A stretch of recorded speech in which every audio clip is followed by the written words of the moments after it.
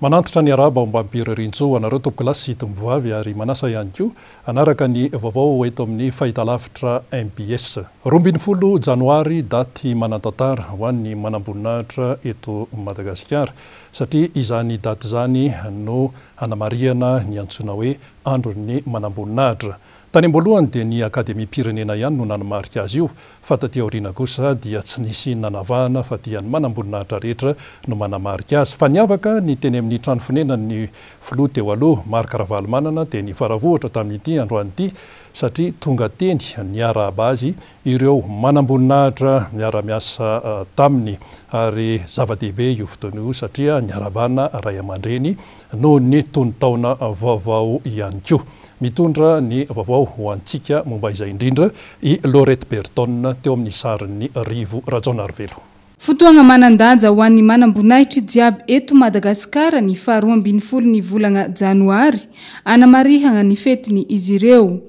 Hetsiky maro no enti manamariky izany isan-taogno toy ny fiaraha-mifety, ny fifanankalozana arakevitry eo amin'ny samy manamboninahitra maro samihafa. Raha araka ny tantara dia niainga tamin'ny sekoly Akademia miaramila no niandohan'ny fetiny 12 ny volana Janoary tamin'ny taogno 17 sy 710 ho mariky ny herintaogno izay nisokafa ny sekoly miaramila. Manana ny ira fanevany ireo manamboninahitra ireo izay noforonina tamin'ny fotoagna io ihany koa. Tantarany 12 janvier zany dia fahatserovana ny orenany Akademia miaramila tao Atsirabe. Ireo première promotion tamin'ny 1967 zany no nakalaza an'io heritaona io ny orenany Akademia miaramila dia nangataka mba tsy hianatra zany zareo. Dia nanomboka teo nekena zany fankalazana ny 12 janvier. Fa raha fatateoriana zany izy io tsy nasina fanavahana tsony fa ny manamboninahitra rehetra malagasy dia natao miara mankalaza ny 12 janvier io. Tsy nasina tsony zany fa raha ny voalohany dia ny mpianatra mivoaka manamboninahitra mivoaka amin'ny Akademia miaramila ihany no mankalaza ny 12 janvier.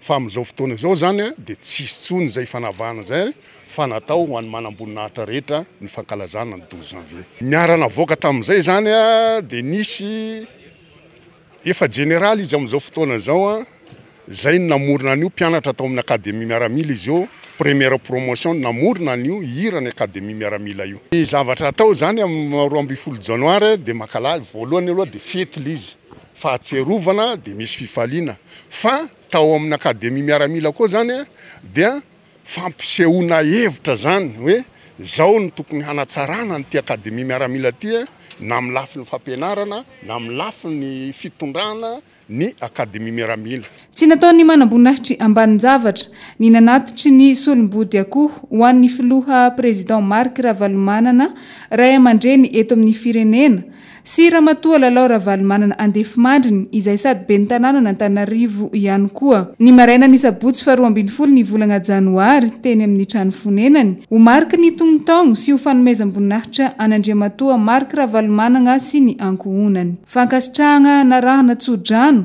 no nanehoan'ny filoha Marc Ravalomanana ny hafaliany. Ary mahafaly ahy dia ny fahitananareo izay manatatoy ny fomba sy fanao maramila.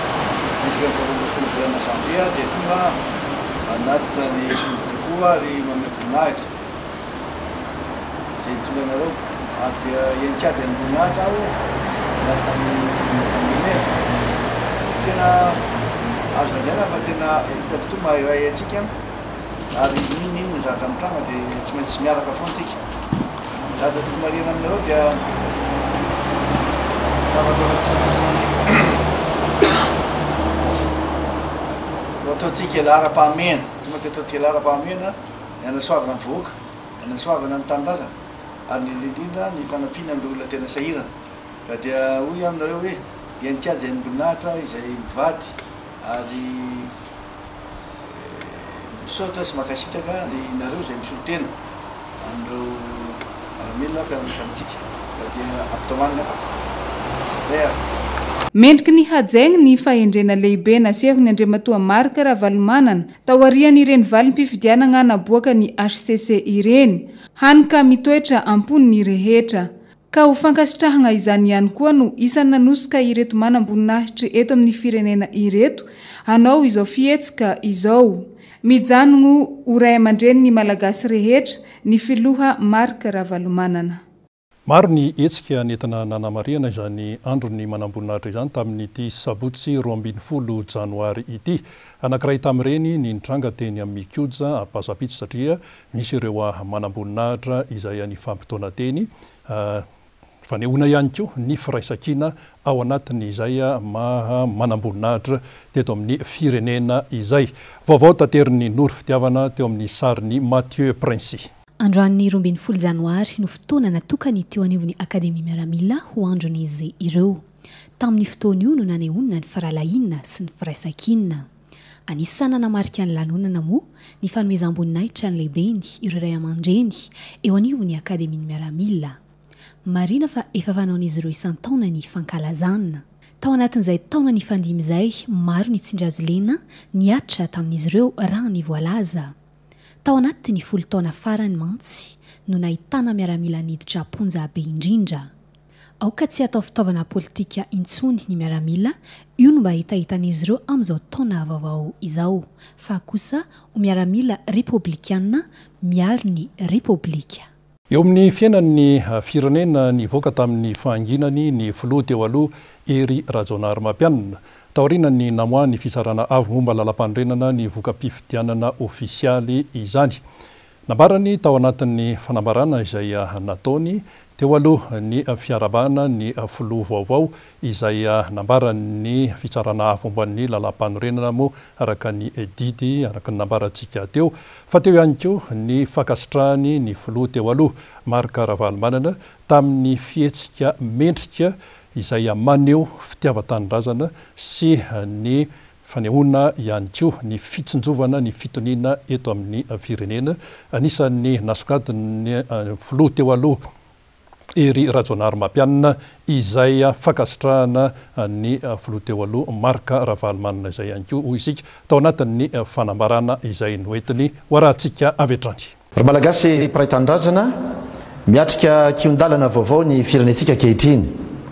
Araka ny valim-pifidianana farany navoaka ny fitsarana avo momba ny lalam-panorenana dia nahazo ny maro anisa ny kandida Andrineriana Rajoelina ka voafidy ho filohan'ny republika vaovao. Koa androany eo anatrehantsika rehetra no iarabako azy sy ny irariko soa ho azy eo amin'ny adidy amanandraikitra mavesatra zay nomeny vahoaka malagasy azy. Miaraba ihany koa ireo mpifaninana rehetra ary makasitraka ny filoha Ravalomanana zay nanaja ny voka-pifidianana ary nanaiky izany ampamendrehana noho ny tombotsoa ambonin'ny firenena. Misaotra manokana ny vahoaka malagasy sy vaky volo aho tamin'ny fahendrena sy fitoniana nasehontsika nandritra ireny fitaom-pifidianana ireny. Mbola lavitra ny lalana alohan'ny atokavantsika amin'ny tena fandrosoana kanefa efa misy ireo fototra olovaina zay mbola afaka tsaraina sy ampina. Koa dia mirary ny sosiny tsara ho antsika rehetra dia hita ny firenentsika mandrakariva nge Andriamanitra dia samy hotain'Andriamanitra isika. Fa manoloana kosa ny fianianana ho tanterahana amin'ny 12 janoary ho avy izao. Fianianana ataon'ny filoham-pirenena vaovao zany Andrineriana Rajoelina momba ny amin'ny hoe tsy fampiasana amin'ny baiboly, tsy fisian'ny fotoam-pivavahana dia maro no nametra-panontaniana tamin'ireo olona zay nanontaniana ny fahitalavitra MBS ny momba an'izay. Amin'ny faneho-kevitra amin'ny ankapobeny teny hoe zava-dehibe ny fanankinana ny fiainam-pirenena amin'Andriamanitra ary dia toy izao ny faneho-kevitra noentin'ny olona zay nanontaniana. Tadi-baovao hoentin'ny Noro Fitiavana teo amin'ny sarin'ny Mathieu Prince. Mampalahelo hoy nankamarony vahoaka nanontanianay androany raha toka tsy azo laka ny fanompo-pivavahana sy ny fampiasana baiboly amin'ny fotoana anaovan'ny filoha Andry Rajoelina ny fianianana. Mampalahelo satria zava-ponina avokoa ny zavatra rehetra raha ny voalaza raha toka tsy ankinina amin'Andriamanitra.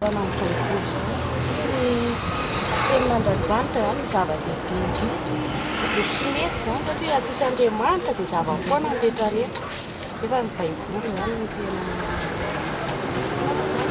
baiboly ny tena fototry ny fiainana raha tsisy Andriamanitra tsisy ny zava-poana n'izao rehetra izao aina ny tenin'Andriamanitra satria raha tsisy an'Andriamanitra zava-rehetra tsy ravoravo tsy fiolombelona zany tsy tompom-pahefana fa mbona an'Andriamanitra voalohany tompom-pahefana zay fiolombelona manatanteraka fotsiny tsika mbola mivavaka ho dia tsy maintsy mba hoe mila zay mila fivavahana foana ny fiainana tsy mety satria ny fiainana zany lana fivavahana ihany na fitondrana firenena raha mila kina amin'Andriamanitra ihany raha misy ny zavatra atao dia tsy maintsy akinina amin'Andriamanitra maty totosa ny zavatra rehetrarehetra vokasainao atao dia tsy maintsy Andriamanitra aloha ny tompony mpandaharana ny rehetrarehetra sy tompony mpanapahana zany fa raha tsy misy zany fanapahan-kevitra iresin'Andriamanitra fanapahan-toerana zany dia zava-poana zay atao rehetra tsy misy fampandrosoana vanina ho an'ny Madagasikara ho hiatrany ny vahoaka raha toka tsy hapetraka amin'Andriamanitra ny fitantanana ny firenena sy ny raharaham-pirenena tsy mety zay satria raha-pirenena tsy maintsy akinina amin'Andriamanitra inona fotsiny moa nanaovana fianianiana any fiananana amin'ny olombelona zany satsy amin'Andriamanitra rehefa tsisy fampiasana baiboly sy hoe fotoam-pivavahana nefa raha ny tompony io zany tsy tokony fotoam-pivavahana hoe mahita n'Andriamanitra ny firenena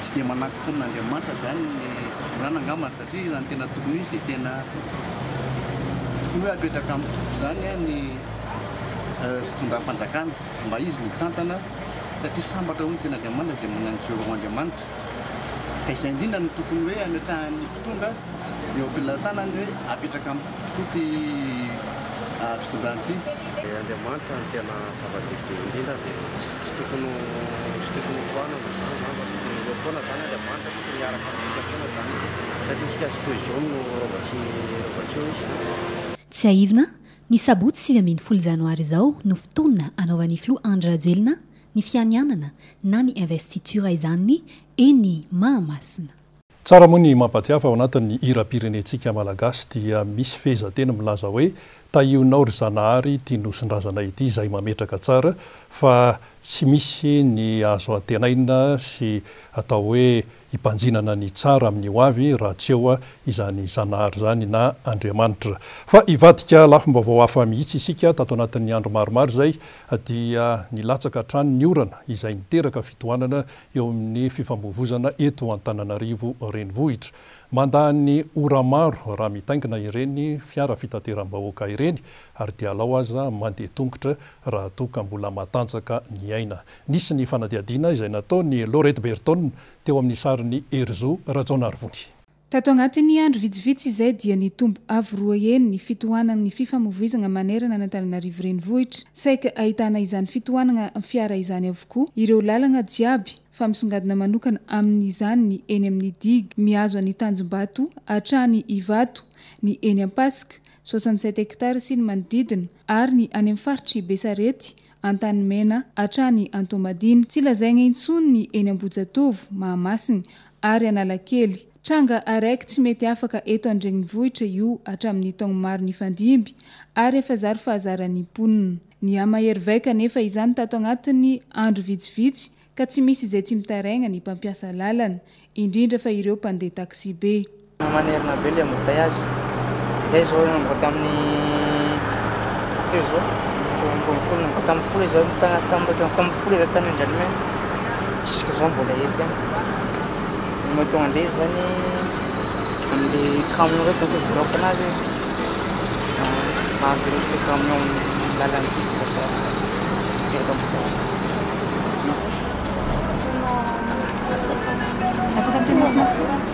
tena mitohana be mihitsy ny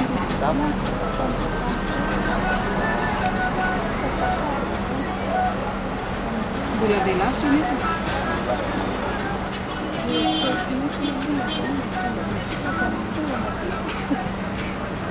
Antony telo no fantatra fa miteraka ny fitohanana dia ny fahadoboan'ny lalagna vokatry ny orana milatsaka izay sady efa ratsy no feno lavadavaka rahateo, ny fivezivezen'ny ireny fiara lehibe ireny amin'ny andro atoandro ary ny fahamaroan'ny mpivarotra amoron-dalana izay sady mibagna ny lalan'ny mpandeha an-tongotra no mbola miditra agnatin'ny arabe mihitsy aza. Fa tiantoko ny an'ny fiara-pitatitra satria sady lany fotoagna izy ireny no mandany solika nefa ny vidin'ity farany izay efa miaka-bidy isan'andro. Ny mpandeha indray lany eny an-dalana avokoa ny andro-toko-potoagna. Isan'ny sakana lehibe eo amin'ny fampandrosoana araka izany ny fisian'ny fitohanana lavareny.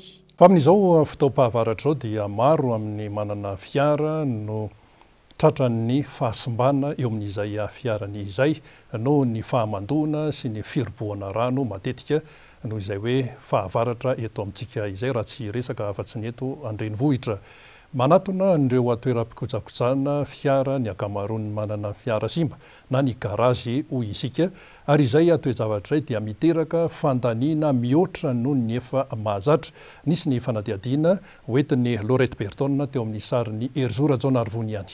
Olana eto Madagasikara ny fahamaroan'ireo fiara izay efa lany daty tsy tokony handeha intsony, efa tokony alefa any amin'ny fatim-by ka ampody ho akora indray saingy mbola ampiasaina hatrany noho ny tsy fahatakaran'ny fahefa-mividin'ny malagasy. Mitombo raha oharina amin'ny mahazatra ny fiara simba ka mila fanamboarana amin'ny fotoan'ny orana karazao. Amin'ny ankapobeny dia ireo fiara elektronika no tena maro ankoatra ireo fiara mekanika mahazatra efa antitra no entina manatona ireny toeram-panamboarana fiara ireny satria betsaka ny fahasarotana mitranga rehefa lena ny rano ireo kojakoja fanolo amin'ny fiara. Ho an'ny mpiasa mivelona amin'ny asa fanamboarana fiara dia mihamaro ny asa rehefa tonga ny fotoam-pahavaratra. Karazana moa zany ny asanay amin'izao fahavaratra zao. Tsy hoe miaina akory ny client fa client rehetra fa client hatramin'izay tonga foana ihany. Fa arakaraka an'ilay zavatra simba dia arakaraka ny vidina pièce na fa client hoe afahany hoe mividy na tsy mividy an'ilay izy dia eo no mipetraka ilay hoe vita ilay asa na hoe tsy vita dia eo no mipetraka. Dia asa tsy nanabedabeza rehefa tsy manafafahana mividy ilay olona dia tsy azo atao amin'ilay hoe amin'ny mekanika amin'ny garazy ny zavatra atao amin'ny garazy. Io arakaraka an'ilay client rehefa misy zavatra simba dia atao anazy dia raha zavatra réparable dia réparenay. Raha zavatra tsy réparable dia mampividy zahay. Pièce tonga eto amintsika efa sous licence daholo fa tsy origine dia ny olona nefa amin'ilay fahefa mividy maivana ilay lany amboloka amintsika tsisy dia ny olona mihazakazaka any amin'ilay ambale pièce mora foana zany nefa ny iny tsy matetika tsy mateza amin'ilay fiara lasa amboarina matetika ilay fiara. Ho an'ny tompon'ny fiara ampamboarina kosa indray, saika efa manana ny garage mahazatra azy izy ireo rehefa misy ny tsy mety amin'ny fiara. Olana noho ny lalana ratsy sy ny fahadobona na ny amandona ateraky ny orana izay milatsaka no mahasimba ny fiara amin'ny ankapobeny. Lafo ny kojakoja fanolo amin'ny fiara, saingy tsy maintsy vidiana izany izay tsy vita ny fanarenana intsony ka tsy maintsy soloina vaovao. Rehefa fahavaratra ohatr'izao ny andro dia karama amin'ny taxi drosy somary tsy dia mandeha loatra zany dia ao koa ny afaka hoe zany mba hanararotana hikarakarana ny fiara. Dia amin'izay koa ny amin'ny resaka pièce indray ny anay zao amin'ny fanarana amin'ny garazy arakarak'izay fampiresahanay sy ny tompona garazy io. Indray hoe tonga dia raha misy pièce ihany moa ato amin'ireo dia tonga dia soloina zareo. Fa raha ohatra tsisy dia tsy maintsy mandeha mijery kely izay. Dia ohatr'izay fa ny sarany indray zany arak'ilay amin'ilay ato moa zany efa ilay ato foana ny garazy fandehanana dia mba azo mirary ihany ilay saran-tanana, ilay sarana karama zany. Dia ny olana anankiray koa matetika ohatran'ny reto tômôbila taizainay reto zany eo CDI Sprinter. Zany hoe somary version elektronika zany dia somary sarisary-pady kely izy amin'ilay rano amin'ilay fahavaratra izay dia lalana mianavaratra moa ny aminay zany misy iroboana rano dia tsy maintsy tandremana be amin'izay fotoana izay dia le menaka napon na ohatr'izany lasa mivadika mandronono dia simba le izy dia koa zany ny anararotanao anatin'le fahavaratra nanamboarana tobile occasion zany ny akamaroan'ny sprinter hoe ampiasainy eto fa mbola lafilafo angamba ny sara le vaovao dia occasion fenao fotsy zany rehefa le am'le mijery any azy safidy tsara hoe ambon le tany moteur resaka côté mécanique sy ohatr'izay dia koa manao essai ara-dalàna vao ty mety amina ty tsy mety dia zay rehefa tonga eo am'le fotoana hoe am'le tsy maintsy am'le dia taona iny ka sendran'le rano dia tsy maintsy mifampiandry miandry an'le rano ohatra ny lina moa zany am'le anay amin'ny route nationale 6 iny dia otanety lava dia misy radie zay tsy maintsy miandry rano eo io manko misy faty le fetrany zany hoe hatreto hoe 100 cm ny alalan'le rano dia iny zany izy raha mba tolérable tsy tratran'le mba tsy mahatratra le omblianana pont zay dia afaka tsofoka izy fa izy moa rehefa tena lalina be zany dia tsy maintsy miandry an'le rano midimidina dia indraindray izy rehefa tena ela be ao ny tsy mety hidina le rano dia misy mbotoniny eo amin'izay manoatra ny karazana baka reny dia ampiakariny ambony baka ny fiara amin'izay zany izy somary risque kely zany zany hoe izay le enao anatin'le taxi bus tsy maintsy manaraka an'izay fa ankoatra ireny fiara somary lehibe izay tonga eto amin'ity toerana fagnamboarana fiara eto ity dia betsaka amin'ireo fiara madinika misahana ny fitaterana entana na ny fiarakaretsaka ihany koa no sendra ny olana eny anivon'arabe eny ka miteraka fitohanana tsy fidiny amin'ny fifamoivoizana. Fa efa miresaka fitaterana ihany isika milaza ireo coopérative izay miandraikitra ny fitaterana mampitohana Antananarivo sy Mahajanga fa miena dia miena ny mpandeha amin'izy ireo amin'izao fandohan'ny taona izao zany hoe ny volana janoary zara raha mahafeny fiara fito izy ireo raha toa ka nahafeny fiara hatrany amin'ny 220 tamin'ny volana desambra resaka lalàna ny tolotra sy ny tinady ihany no mahatonga an'izay vaovao tanteriny Jessica Miray teo amin'ny sarin'ny Erzo Rajonarivony. Ny volana janoary toy izao no tena fotoana tsy mampisy ny mpandeha hoy ny tatitry ny coopérative iray amin'ny lalam-pirenena faha-efatra mampitohana Antananarivo sy Mahajanga. Tsy nisy kosa nefa ny fiakaran'ny sarandalana fa mbola ny mijanona ho 3 alina ariary ny makany Mahajanga. Raha ny volana desambra mahafeno taxi borosy 120 ny coopérative iray amin'izao zara raha mahafeno 700. Volana janvier zany fotoana manomboka tsy fisin'ny olona amin'izao dia izay olona le mpivezivezy petsena zany zao mandeha amin'izao fotoana zao satria ka le olona ao ny raha ny orana avy ny orana dia miakatra be ny rano dia le petsena mivezivezy sasany tsy tafakatra fa efa misy entana ifangonotra reo dia izay le midiny ihany dia koa moa le mpanao vakansa rehefa tsisy vakansa tsy miakatra reo frais tsy miakatra fa mitazona lisansy akanto fa misy moa le olona mahafantatra le izy dia manara loatra hoe maintso ny ahatra dia manara loatra mangataka frais mity ohatry ny anay zao ato ny taloha mafeno amin'ny 120 mazangasy maivan-tanàna zay dia ny amin'izao 7 enina fitambarana zay tena misy fatiantoka le satria le voyageur en plus miady varitra be amin'le frais satria tsy mety voatazana mihitsy zany le frais aty na dia miezaka ary satria le olona efa misy mahafantatra le maintso ny ahatra dia miady varitra be mihitsy amin'le frais. Mahavelo taraina amin'ny mpamily ihany koa ity tsy fisiany karama ity fa zara raha mahita sakafo sisa ho izy ireo ary tsy mahita mpandeha ihany koa raha tsy mahafantatra olona. Raha tamin'ny volana desambra izao dia nahavita voyage 3 isan-kerinandro ny fiara iray tsy misy afa-tsy iray isan-kerinandro kosa amin'izao. Zao tena niena mihitsy satria le frais zao tena latsaka. Mpandeha tsy dia hoe misy fa miankina amin'le fahaizana olo zany dia le fahaizan'le passage anao zay mampamaromarao an'le olona anao andesy. Izy aloha tena misy ka misy le izy fa tsy mitovy tamin'le vakansa zay zao volana juin zao hiditra taom-baovao Christmas izy mba tena mandeha tamin'ireny zay mbola manenjika 3 voyage par semaine zao zay raha vita voyage raiky par semaine zany raha fa laona be tokony anaovana an'izany. Fa anisany mampitaraina ny mpitatitra amin'ny lalam-pirenena iny ihany koa teo aloha ny fanakanana sy ny fanafiana taxi borosy dia efa nilamina izany tato anatin'ny 3 volana izao noho ny fisian'ny mpitandro ny filaminana miaraka amin'izy ireo izay andoavana fandraisana anjara 10,000 ariary isaky ny fiara. Fanakanana aloha zao hatramin'le nisin'ny escorte tsy dia misy firy loatra aloha fa le toratoraka mbola betsaka toraka aloha misy foana matetika amin'ny lalan'iny antrany amboro malantsy ambovon-dramanesy iny zao misy mitoraka foana matetika amin'ny behanana iny dia ny akazobe koa misy koa. Ny fiakaran'ny vidim-piainana fa indrindra ihany koa ny tsy fisiny asa ny fahavitan'ny fety no antony anisan'ny mampitaraina ny ankamaroan'ny olona amin'ny volana janoary toy izao. Eo amin'ny vaovao ny fiarahamonina kosa ny asa rehetra dia tsy misy ratsy fa ny fanajana sy ny fifotorana aminy ihany no tena zava-dehibe. Ny sasalamba ohatra etsy amin'ny ranobe any Ethiopia dia maro ny fianakaviana mivelona amin'izy io. Ny renim-pianakaviana no tena manasa lamba eo amin'ny renirano Ethiopia ary maro tamin'izy ireny no hoe ny sasalamba no namelomany ny zanany atramizay.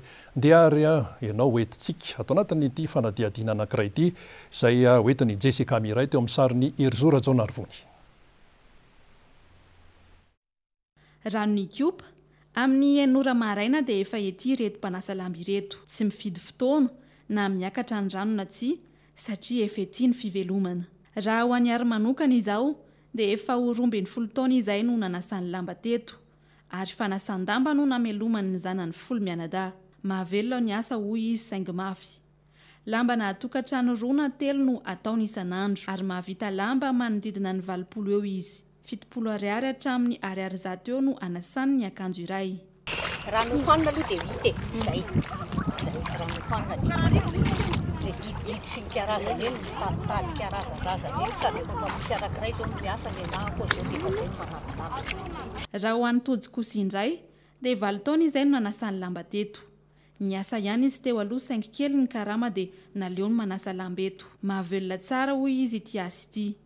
Ary io mbola amelomany ny zanany 3. 7 taona zao ny nanasako lamba taty mba mahavelona ihany aloha le izy. Efa nanao asa hafa taloha. Kely karama kely le izy. Sady mandao an'le zanaka foana le izy dia mampanahevo mihitsy ny le ankizy. Dia mampitiama mavita 100 naverena mavita 80 na isan'andro dia nankiray isam-bolana. Ny anay zao 10 taloha dia zao izy fa mba nisonitrary zato rehefa mba tenena amin'ny patron tena mba sarosarotra ihany. Le bassin efa misy tompony daholo ny bassin manko ny eny dia sady eto ianao mba manara-po tsara amin'ny rano e mba madio tsara ny lamban'olona. Tsy misy asa ratsy fa rehefa ifotorana dia mahavelona avokoa na dia mafy azy. Raha ho an'ireto mpanasa lamba ireto izao amin'ny enora maraina dia efa ety ary tsy miala raha tsy amin'ny 10 ora hariva.